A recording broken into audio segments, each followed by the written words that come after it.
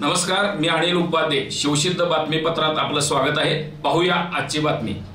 रुकडी माणगाव इथल्या संत बाळूमामा मंदिरात श्री संत बाळूमामांची 133वी जन्मजयंती विविध धार्मिक कार्यक्रमांनी संपन्न झाली.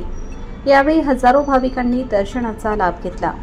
याबाबत अधिक माहिती अशी की हातकणंगले तालुक्यातील इचलकरंजी रोडवर असलेल्या रुकडी माणगाव इथल्या श्री संत बाळूमामा मंदिरामध्ये श्री संत बाळूमामा यांच्या 133व्या जयंतीनिमित्त दिवसभर विविध कार्यक्रमाचे आयोजन करण्यात आले होते.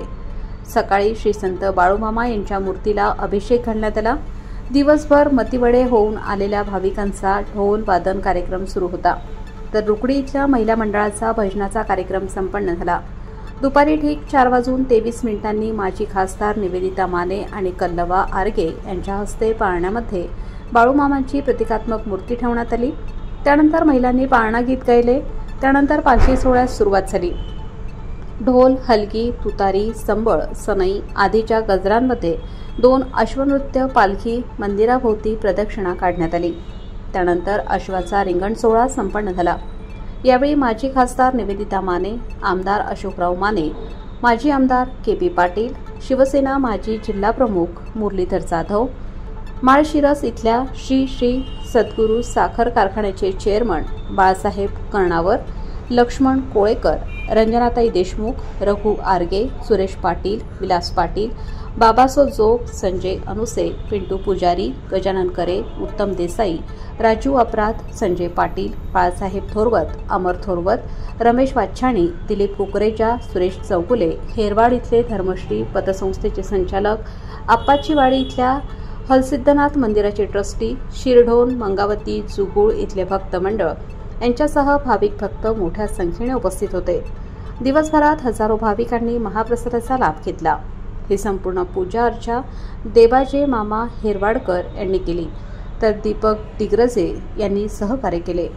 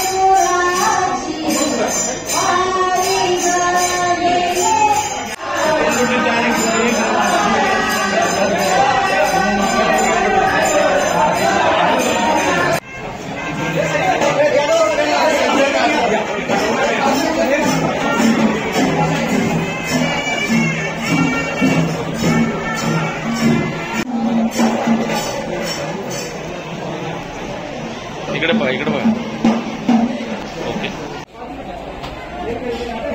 दीपकराव